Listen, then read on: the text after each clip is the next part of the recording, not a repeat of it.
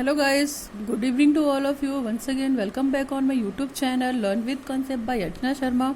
I think आप सब ठीक ही होंगे ओके और अपने आप को सेफ रखिए ड्यूरिंग कोविड-19 वाइल लॉकडाउन. नाउ हमने आप हमारी कोर्स 2 की जो सीरीज चल रही थी उसमें हमने बहुत सारे कंटेम्प्रेरी इश्यूज़ पढ़ लिए हैं, टॉपिक्स पढ़ लिए हैं.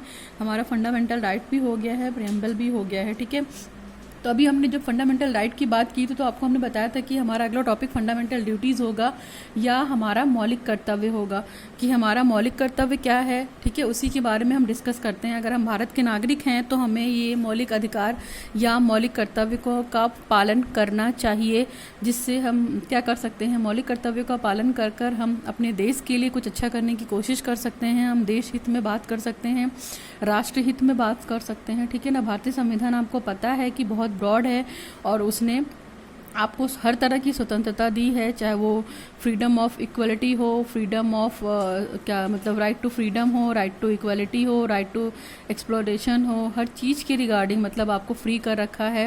रिलीजन से फ्री कर रखा है, कास्ट से फ्री कर रखा है, कल्चर से फ्री कर रखा है. तो ये सारे मौलिक अधिकार आपको इंडियन कॉन्स्टिट्यूशन ने दे रखा है. तो कुछ कर्तव्य भी बताए हैं जिनको आपको फॉलो करना है, जिन कर्तव्य के नियमों को आपको आगे बढ़ाना है और आगे बढ़ाकर वही आप अपनी जनरेशन को दे सकते हैं, अपने देश को दे सकते हैं, अपने राष्ट्र को बेटर बना सकते हैं. तो चलिए हम आते हैं अपने फंडामेंटल ड्यूटीज़ पर कि कहाँ से लिया गया है.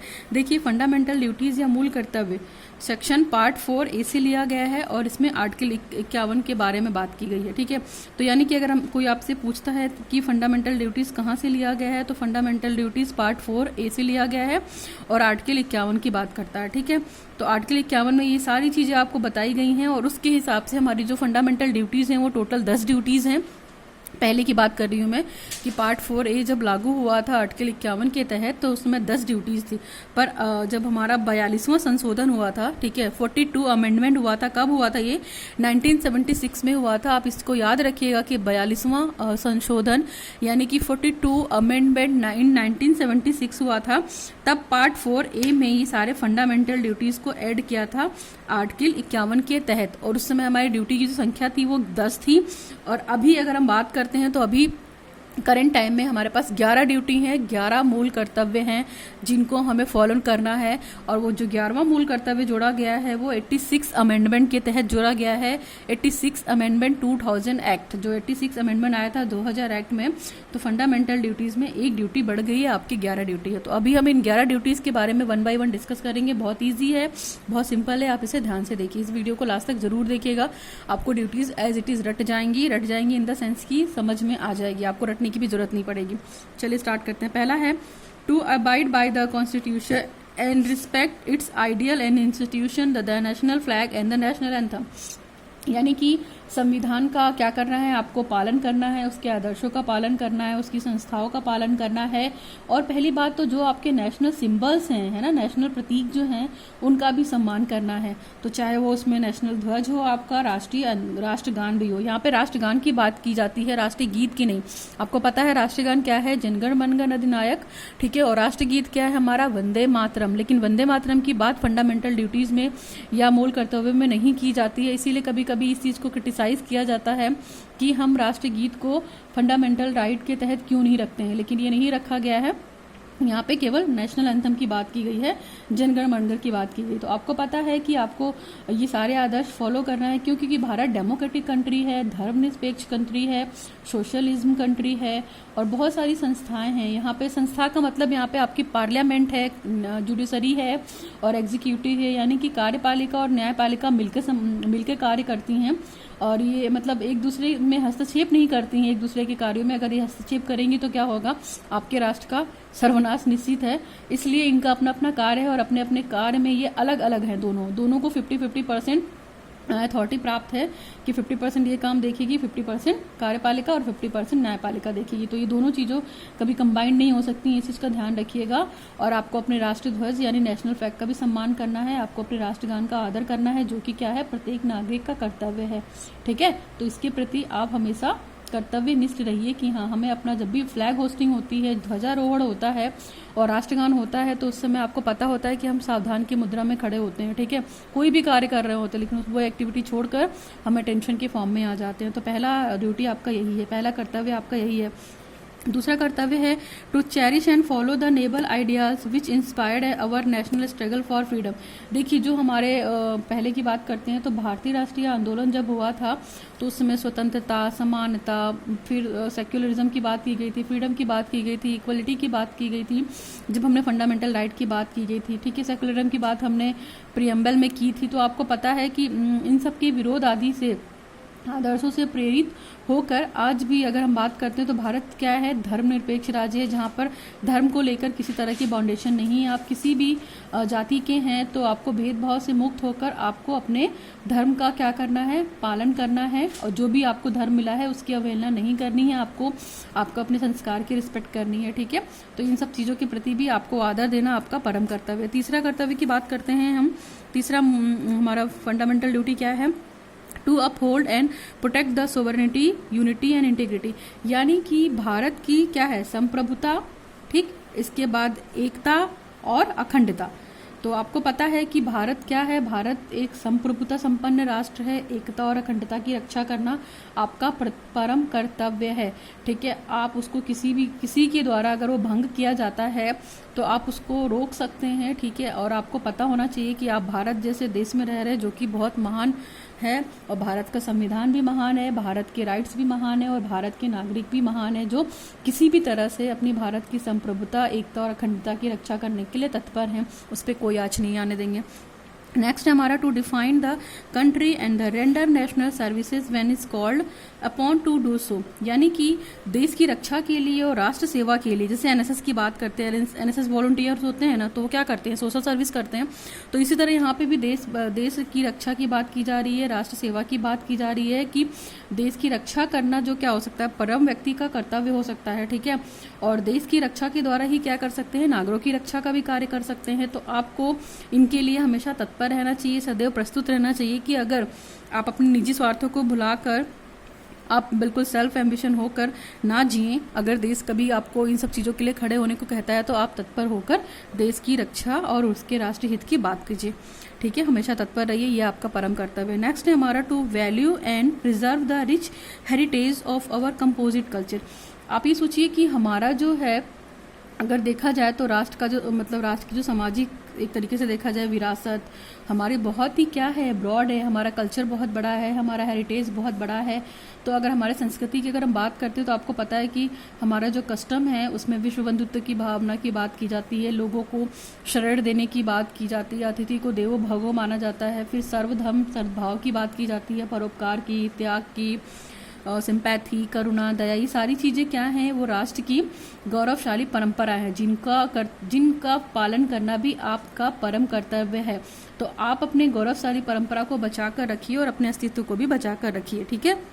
तो ये तो 5 फंडामेंटल ड्यूटी हो गई हमारी जो कि आपको निभानी है। अगली ड्यूटी है हमारी duty number 6, to promote harmony and the spirit of common brotherhood amongst all the people of India, transcending religion, linguistic and regional or sectional diversities to the renounced practice derogatory to the dignity of the woman। यानी कि आप ये समझ सकते हैं कि समरसता यानी कि इक्वलिटी की बात की गई है, ब्रदरहुड यानी भाईचारे की बात की गई है, यानी कि भारत के जो नागरिक हैं, आप हैं, आपको आपका शासन मिला हुआ है कि आप अपने तरीके से सोच सकते हैं, जी सकते हैं और अपने अधिकारों को यूज़ कर सकते हैं। तो भारत के नागरिकों को परस्पर भाईचारे की भावना से देखना चाहिए, सबको सम्मान का भाव देना चाहिए, सबको रिस्पेक्ट देना चाहिए, ठीक है। लेडीज़ है तो उसको भी रिस्पेक्ट देना चाहिए, चाहे वो किसी की मान लीजिए धर्म है, भाषा है, कास्ट है, सेक्सुअल चीज़ों के बेस पे भी डिस्क्रिमिनेट नहीं करना है। आपको उनके साथ मिलकर एकता और अखंडता जो इससे ऊपर वाले राइट में पढ़ा था हमने, उस ड्यूटी को भी फॉलो करना है। यानी कि पूरे भारत देश को एक समरसता और भ्रातृत्व की भावना की फीलिंग से जोड़ कर रखना है, कनेक्ट करके रखना है, ठीक है। नागरिकों की स्वतंत्रता भी इसमें क्या हो सकता है, वो भी फील करेगा कि हाँ, हम भारत के संविधान है, भारत का संविधान महान है और यहाँ पे बंधुत्व की भावना पे बल दिया जाता है। नेक्स्ट है हमारा to protect the point number 7, to protect and improve the national environment including the forest, lakes, rivers etcetera. ठीक है। तो इसमें देखिए क्या है, इसमें जो आपको नेचुरल ने चीज़ें जो दे रखी हैं, गॉड गिफ्टेड है, नेचर गिफ्टेड है, तो उसमें क्या है आपका नेचुरल एनवायरनमेंट मान लीजिए, तो उसको आप प्रोटेक्ट करेंगे, आप वन को बचाइए, सभी प्राणियों को बचाइए। ठीक है, ये आपका परम कर्तव्य है और बहुत पवित्र कर्तव्य है। जैसे वन को बचाया, आपने नदी को बचाया, झील को, जीव जंतु, इनके प्रति आप दया रखिए। जो बायोडाइवर्सिटी है उसकी एक्टिविटी में आप हेल्प करिए कि कैसे बचा सकते हैं हम अपने नेचर को। बहुत सारे प्लांट लगाइए, प्लांटेशन का काम करिए। और दूसरी चीज़ अहिंसा परमो धर्म कर्तव्य, यानी कि जियो और जीनो दो के जो लोगो है उसको आप फॉलो करिए और लोगों के प्रति और प्राणियों के प्रति दया का भाव रखिए। ठीक, इसमें ये कही गई है। नेक्स्ट है हमारा to develop the scientific temper, humanism and the spirit of inquiry and reform. यहाँ पे जो बात की गई है वो आपसे किस चीज़ के बारे में बात की गई है, वैज्ञानिक दृष्टिकोण के बारे में बात की गई है, मानवता के बारे में बात की गई है। वैज्ञानिक दृष्टिकोण का मतलब यहाँ पे लॉजिक वाली चीज़ों से भी है कि आप किसी सच को एज इट इज़ एक्सेप्ट ना कर ले, उसके पीछे जो लॉजिक है उसको काम कंप्लीट कीजिए और मानववाद बनिए। आप अपने अंदर लोगों के लिए अच्छी फीलिंग रखिए, अंधविश्वास को ख़त्म कीजिए, जो आपके बुरे रीति रिवाज हैं उसको ख़त्म कीजिए। ठीक है, विज्ञान का प्रयोग करके देखिए, सभी के हितों के लिए करके देखिए, क्योंकि विज्ञान का यूज़ करेगा तो ही क्या है, साइंटिफिक चीज़ों से इंसान या आपका राष्ट्र आगे बढ़ेगा, जिससे क्या हो सकता है, लोगों को जॉब भी मिलेगी, नई तरक्की मिलेगी, टेक्नोलॉजी मिलेगी। तो ये सारी चीज़ें भी हैं, ये भी आपका परम कर्तव्य है। नेक्स्ट है हमारा to safeguard public property and to observe violence. तो आपको क्या करना है, आपको देखना है कि व्यक्तिगत तथा मतलब सार्वजनिक संपत्ति जो है आपको उसकी सुरक्षा करनी है और आपको हिंसा से दूरी बनाए रखना है।